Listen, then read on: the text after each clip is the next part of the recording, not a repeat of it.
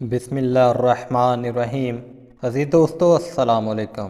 ناظرین گرامی، فرعون کی حکومت ختم کرنے والا بچہ کون تھا اور اس نے فرعون کی بادشاہت کا خاتمہ کر کے مصر کی تاریخ کو کیسے بدلا؟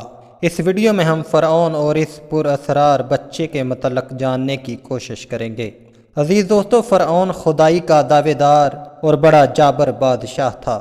اس نے بنی اسرائیل کو اپنا غلام بنا رکھا تھا، حالانکہ بنی اسرائیل حضرت یوسف علیہ السلام کے زمانے سے وہاں رہا کرتے تھے۔ محترم ناظرین گرامی، حضرت موسیٰ علیہ السلام کی پیدائش حضرت عیسیٰ علیہ السلام کی پیدائش سے تقریباً 1500 سال قبل مصر میں ہوئی۔ آپ بنی اسرائیل کی طرف بھیجے گئے نبی تھے۔ ایک رات فرعون رمیس نے خواب میں دیکھا کہ بیت المقدس فلسطین کی طرف سے آگ کے شعلے آئے، جس سے قبطی قبائل جل کر خاک و ستر ہو گئے، مگر اسرائیلیوں کو کوئی نقصان نہیں پہنچا۔ اس نے اپنے درباریوں، جوتشیوں، کاہنوں اور نجومیوں کو بلا کر خواب کی تعبیر پوچھی تو اسے بتایا گیا کہ اے بادشاہ، تیری سلطنت میں بنی اسرائیل کے ہاں ایک بچہ پیدا ہوگا جو تیری خدائی کو چیلنج کر دے گا۔ یاد رہے، فرعون اپنے آپ کو خدا کا اوتار بلکہ خدائے مطلق کہلواتا تھا۔ خواب کی تعبیر سن کر فرعون کو پریشانی لاحق ہو گئی۔ اس نے حکم جاری کیا کہ آج سے بنی اسرائیل کے کسی بھی خاندان میں جو بچہ پیدا ہو اسے قتل کر دیا جائے۔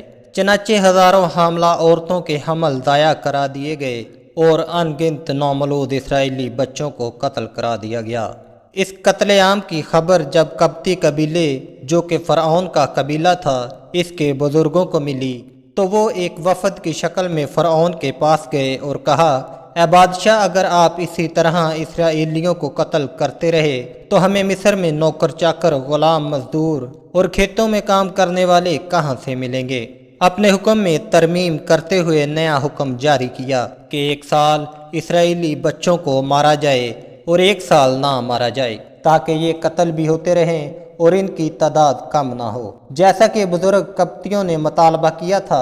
چنانچہ نہ مارنے والے سال میں حضرت موسیٰ علیہ السلام کے بڑے بھائی حضرت ہارون علیہ السلام پیدا ہوئے، جبکہ مارنے کے حکم والے سال میں جناب موسیٰ علیہ السلام نے جنم لیا۔ جب پیغمبر خدا حضرت موسیٰ علیہ السلام اس دنیا میں تشریف لائے تو ماں کو فکر لاحق ہو گئی کہ کہیں فرعون کے گماشتے میرے بچے کو قتل نہ کر ڈالیں۔ اسی سوچ و فکر میں مبتلا تھی کہ اللہ کے فرشتے نے آ کے دہارس بندھائی۔ قرآن کریم میں ارشاد ہے، اور ہم نے موسیٰ کی ماں کی طرف وحی بھیجی کہ اس کو دودھ پلاؤ، جب تم کو اس کے بارے میں کچھ خوف پیدا ہو تو اسے دریا میں ڈال دینا، اور تم خوف اور رنج نہ کرنا، ہم اس کو تمہارے پاس لوٹا دیں گے اور پھر اسے پیغمبر بنا دیں گے۔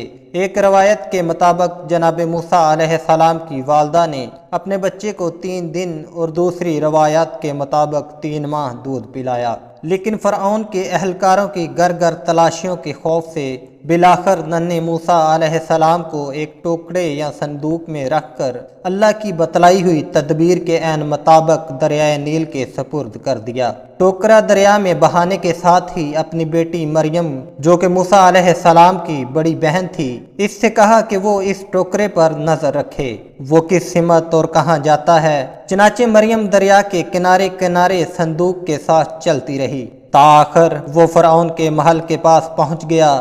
اتفاق کی بات ہے کہ اس وقت فرعون اور اس کی چہیتی ملکہ آسیہ سلام اللہ محل کی بالکنی میں بیٹھ کر دریا کا نظارہ کر رہے تھے۔ ملکہ نے صندوق کو دیکھ کر تجسس کا اظہار کرتے ہوئے کہا، اسے باہر نکالنے کا حکم دیا جائے۔ جب صندوق اس کے سامنے لا کر کھولا گیا تو اسے یہ دیکھ کر خوشگوار حیرت ہوئی کہ ایک نہایت خوبصورت ننھا منا بچہ منہ میں انگوٹھا لیے لیٹا ہوا ہے۔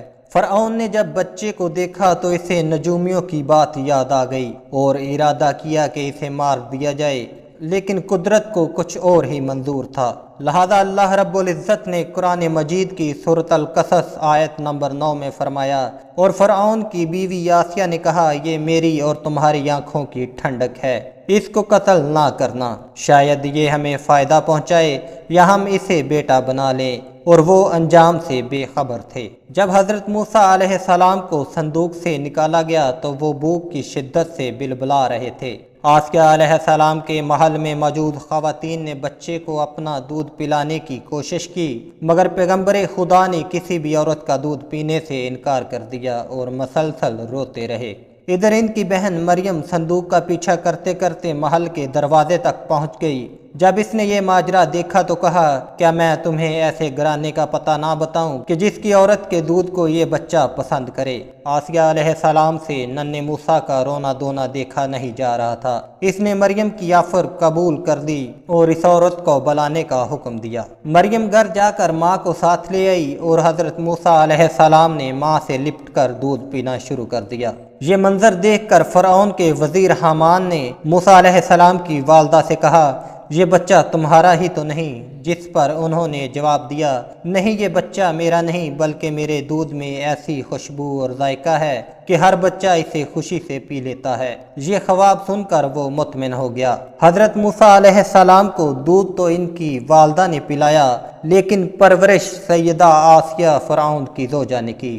موسیٰ علیہ السلام ابھی چھوٹے ہی تھے کہ ایک دن سیدہ آسیہ نے انہیں فرعون کی گود میں بٹھا دیا۔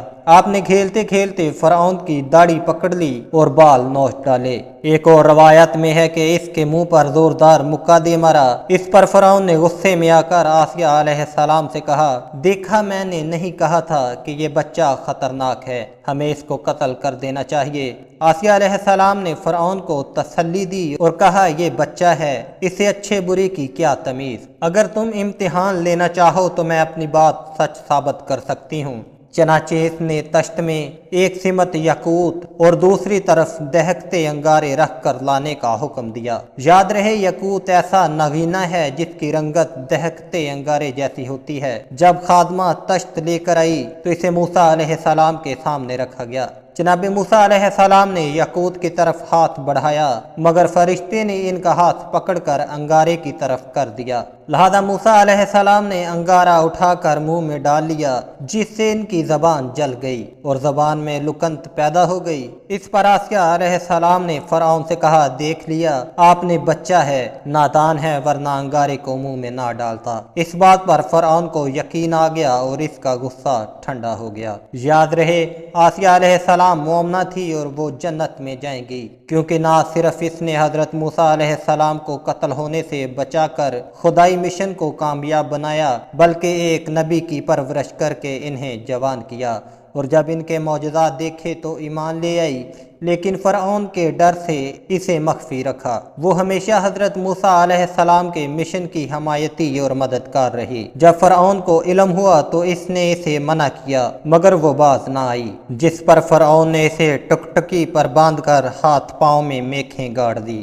اور چلچلاتی دھوپ میں رکھ دیا۔ اس کرب سے گزرتے ہوئے سیدہ آسیہ علیہ السلام نے رب سے دعا کی، اے میرے رب، میرے لیے اپنے حضور جنت میں ایک گھر بنا دے اور مجھے فرعون اور اس کے عمل سے بچا لے اور مجھے ان ظالم لوگوں سے نجات بخش۔ فرعون نے سیدہ آسیہ علیہ السلام پر بے پناہ تشدد کیا تاکہ وہ موسیٰ علیہ السلام کے دین کو چھوڑ دے، مگر اس نے سانس کی ڈوری تو چھوڑ دی، لیکن فرعون کا کہنا نہ مانا۔ آپ کی قبر مبارک مصر میں موجود ہے۔ عزیز دوستوں، امید کرتے ہیں کہ ویڈیو آپ کو ضرور پسند آئی ہوگی۔ ویڈیو پسند آئے تو اسے لائک اور شیئر ضرور کر دیں اور اس چینل کو سبسکرائب کر دیں۔ اللہ حافظ۔